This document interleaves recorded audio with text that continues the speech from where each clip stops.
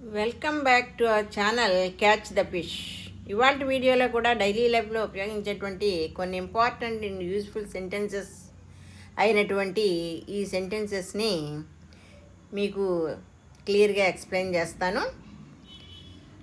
Now let us start the video. The first one is, నేను అతనితో మాట్లాడాలనుకుంటే ఈ పాటికి మాట్లాడేదాన్నే. దీని ఇంగ్లీష్లో, if I wanted to talk to him, I would have talked by now. If I wanted to talk to him, I would have talked by now. నేను అతనితో మాట్లాడాలనుకుంటే ఈ పాటికి మాట్లాడేదాన్నే. ఇక్కడ ఈ పాటికి అంటున్నాం అంటే బై నౌ, ఇప్పటికే అని అర్థం వస్తుంది. నేను అతనితో మాట్లాడాలనుకుంటే ఫాస్ట్ కాబట్టి వాంటెడ్ ఉపయోగించి చెప్పాను.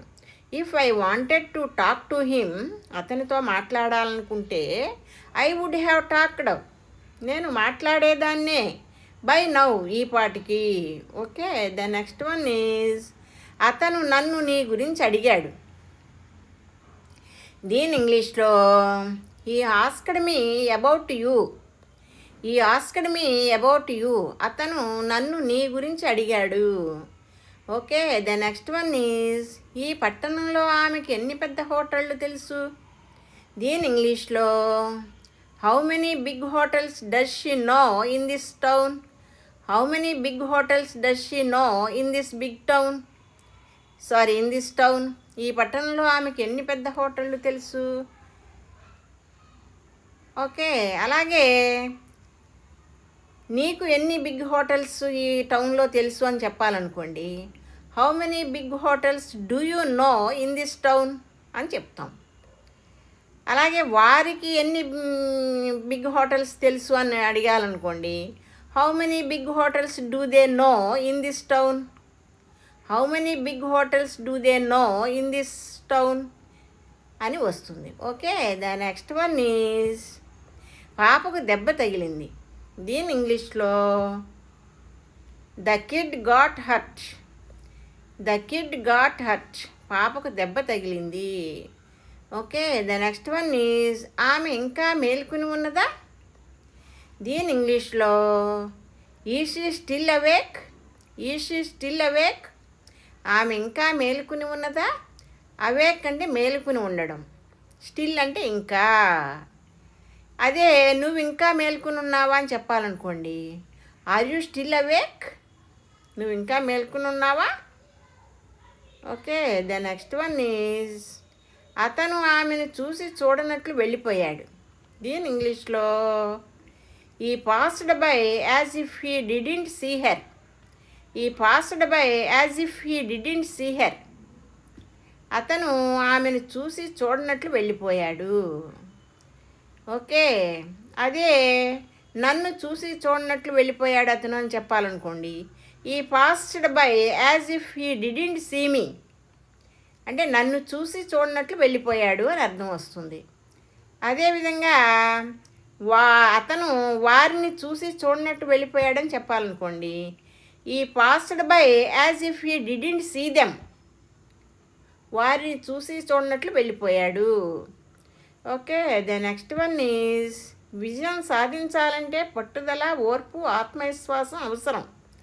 దీని ఇంగ్లీష్లో, success requires perseverance, patience and self confidence. Success requires perseverance, patience and self confidence. విజయం సాధించాలంటే పట్టుదల, ఓర్పు, ఆత్మవిశ్వాసం అవసరం. Okay, the next one is, నేను నవ్వితే ఆమె కోపం వస్తుంది. దీని ఇంగ్లీష్లో, if I laugh she will get angry. If I laugh she will get angry, నేను నవ్వితే ఆమె కోపం వస్తుంది. ఓకే, అదేవిధంగా అతను నవ్వితే ఆమె కోపం వస్తుంది అని చెప్పాలనుకోండి, if he laughs she will get angry. అదే వారు నవ్వితే ఆమె కోపం వస్తుంది అని చెప్పాలనుకోండి, if they laugh she will get angry. ఇట్లా సబ్జెక్ట్ ప్రొనౌన్ని మార్చుకుని ఇదే ప్యాటర్న్లో మన సెంటెన్సెస్ని ఈజీగా ఫ్రేమ్ చేసుకోవచ్చు. Okay, the next one is, నువ్వు ఆడవు ఆమెను ఆడనివ్వవు. దీని ఇంగ్లీష్లో, neither you play nor let her plays. Neither you play nor let her plays. నువ్వు ఆడవు, ఆమెను ఆడనివ్వవు. Okay, the next one is ఆమె దొంగిలించి ఉండకపోవచ్చు. దీని ఇంగ్లీష్లో she might not have stolen.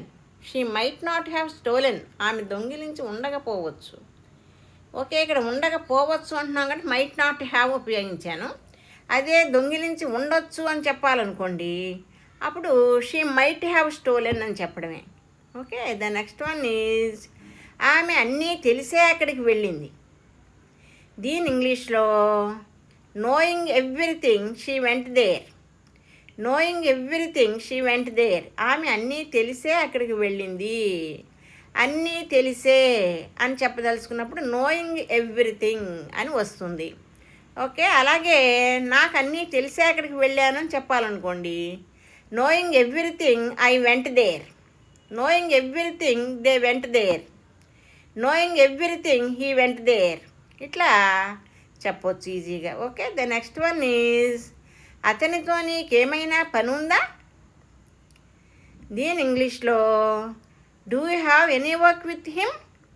Do you have any work with him. అతనితో నీకేమైనా పని ఉందా. అదే నాతో నీకేమైనా పని ఉందా అని చెప్పాలనుకోండి, do you have any work with me. Do you have any work with them. Do you have any work with her.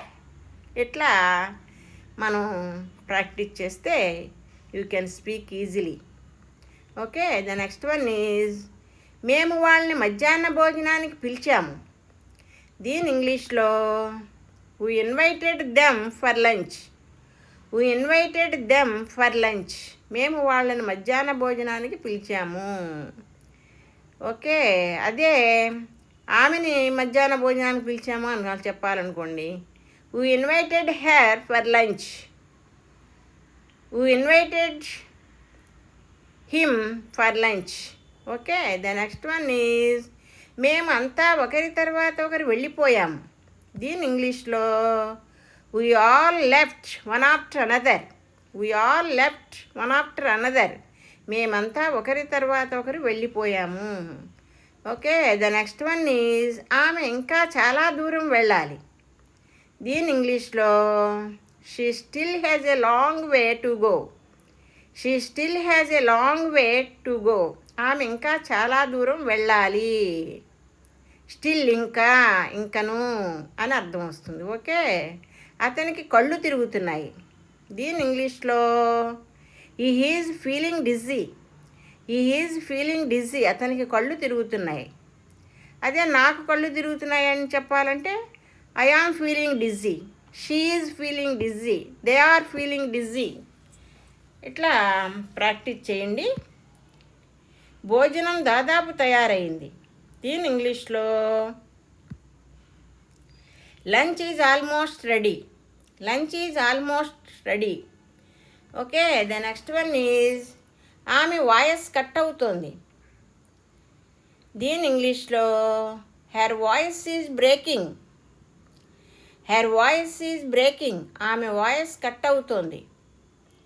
అదే నీ వాయిస్ కట్ అవుతుందంటే యువర్ వాయిస్ ఈజ్ బ్రేకింగ్. వారి వాయిస్ కట్ అవుతుందంటే their voice is breaking. Okay, like that. The next one is అంతా కలిసి మొత్తం తిన్నారు. దీని ఇంగ్లీష్లో all together ate everything. All together ate everything. అంతా కలిసి మొత్తం తిన్నారు. ఓకే, ఆమె స్టవ్ ఆపివేయడం మర్చిపోయింది. దీని ఇంగ్లీష్లో she forgot to turn off the stove. She forgot to turn off the stove. ఆమె స్టవ్ ఆపివేయడం మర్చిపోయింది. అదే నేను స్టవ్ ఆపివేయడం మర్చిపోయానని చెప్పాలంటే I forgot to turn off the stove. He forgot to turn off the stove. They forgot to turn off the stove. Sheela forgot to turn off the stove. ఇట్లా చెప్పేసేయడమే. Okay, thank you for watching. If you like this video please like, share and subscribe. I will see you with some other concept. Until then, please keep learning, keep practicing and keep supporting me. Have a nice day.